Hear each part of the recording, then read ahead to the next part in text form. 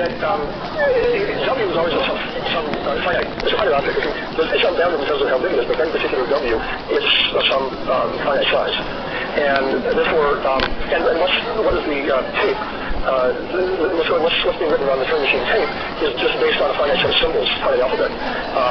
So you're saying if the computation goes long enough, that the tape has got to return to the same configuration at some point. And again, the set of states is finite too, so the state is going to be, this is how you do forever, and you go back to some same configuration, and you should be able to detect that somehow. Hold that thought. Yeah, what were you going to say? Okay, well, we'll have to return to that, because that sounds good. So I'm proof that there is no Turing machine that can decide this, so there's got to be something wrong. We'll try to figure out later what that is. Okay, so the ATM decided it. I'm sure the answer is no. I don't think I'll finish it today, but I want to do sort of some tools.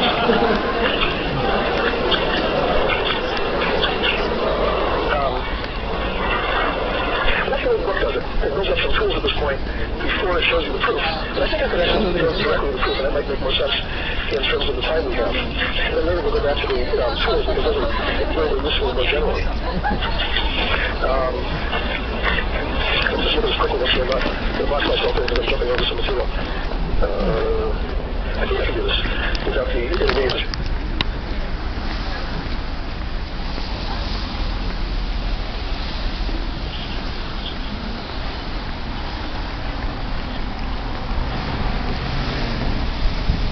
That way, definitely this contains all the rationals. Now, each particular rational may be there many times. In fact, it's going to be there an infinite number of times.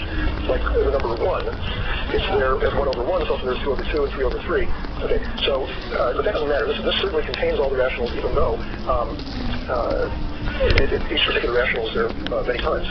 Okay, now, if I want to claim that the rationals can be put into 1 and 1 and R2 correspondence with the naturals, rationals with the naturals, I have to exhibit some kind of 1 and 1 and R2 correspondence between them.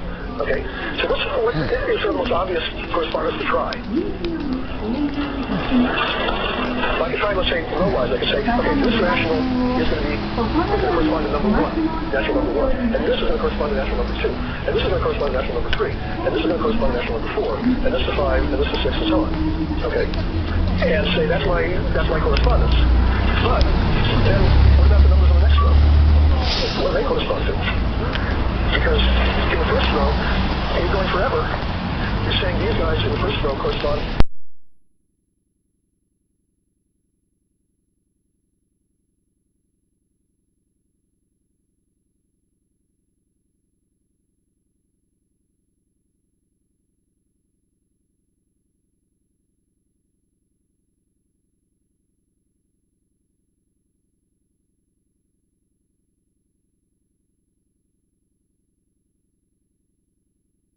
Down to the next rows.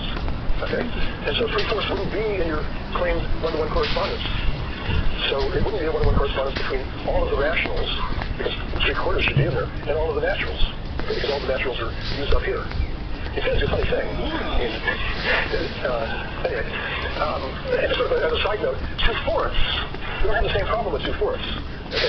Because 2/4 is the same as 1/2, and 1/2 isn't there. So some of these rationals would be included if I just focus on the first row, but others are not, in particular 3/4. So you're in trouble. What other ones from the second row are a problem? Which other ones from the second row? Just in terms of whatever vector would not be there. Yeah, this one is not there? Okay, what about this one? It is there because that's the same as that. And 2/3 is not there. This is there, and 2/5 are not there. Okay. All right. Okay, but you proposed a different way of doing the 1-to-1 R2 correspondence. And what was that? Not quite. You're going anti-diagonals.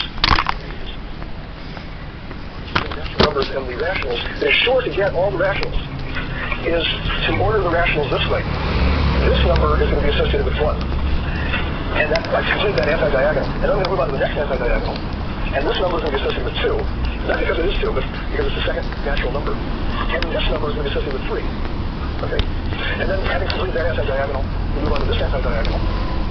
And this number will be associated with 4, this one with 5, and this one with 6. Okay? And then we go on to the next anti-diagonal.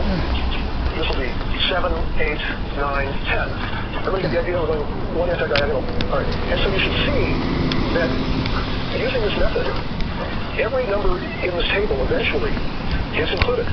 And no matter where you are, no matter how far down you are in this table, when I go by anti-diagonals, eventually I get answered because no anti-diagonal is of infinite size. The anti-diagonals each have a fixed finite size. That's the main thing about them. The size of the anti-diagonals get bigger as I move around, but none of them are infinite.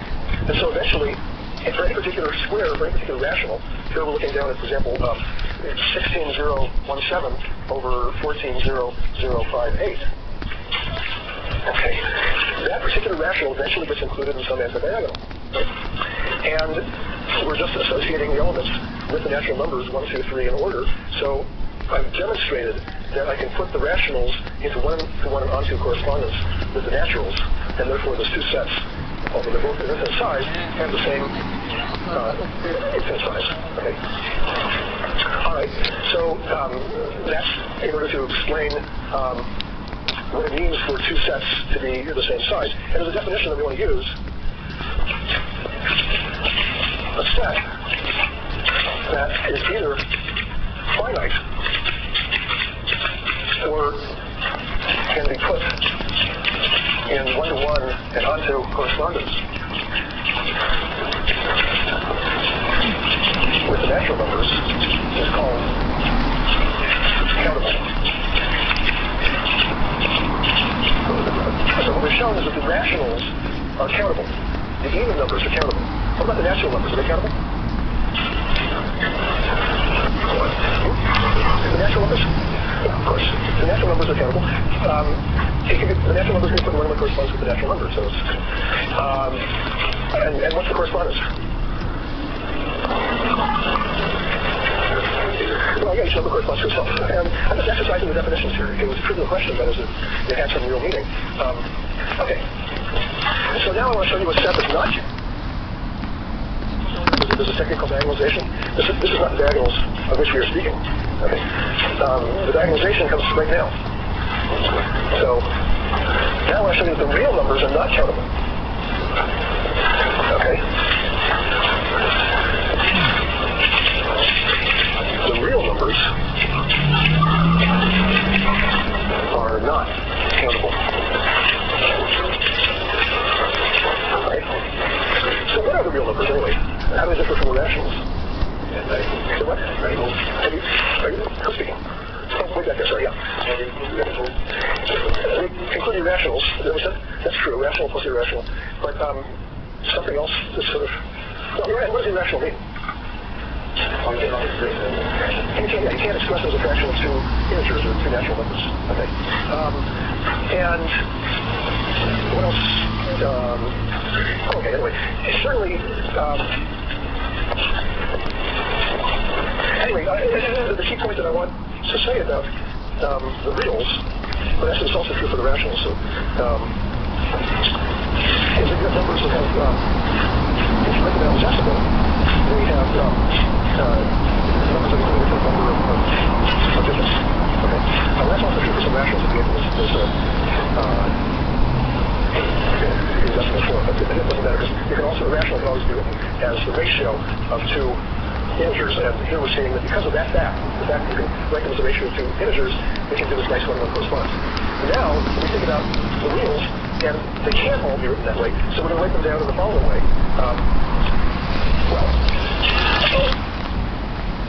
Suppose the reals, if they're written like that, are countable.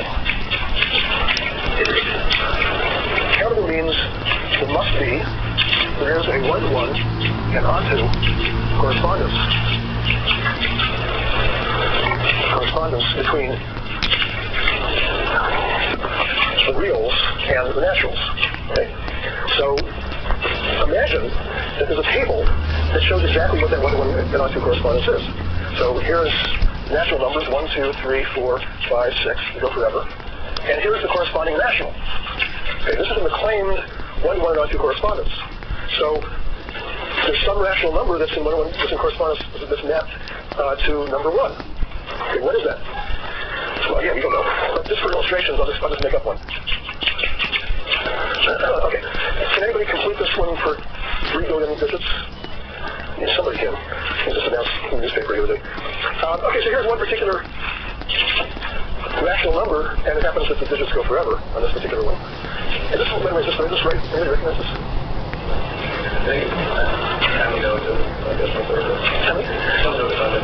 Okay, was that right? Okay, all right, anyway. And then the next one is, I don't know, 55.5, and that goes on for a while. And the next one is 0.3. The numbers don't really matter. Okay. And so we're going to write these all out with infinite digits, even if they're just all zeros. Okay, afterwards there. All right, so the point is that on the assumption that the real numbers are countable, there has to be this correspondence like this. Now, to prove that they're countable, you have to describe the correspondence just like we did for the evens and for the rationals. Usually we don't have that explanation because in fact they're not countable. So there would be such a table if there is such a 1 and 1 and 2 correspondence. So we can conceive of this. All right. Now I'm going to do the diagonalization. Diagonalization will create another rational number. Another real number that I claim is not in there and cannot be in there. Okay. So diagonalization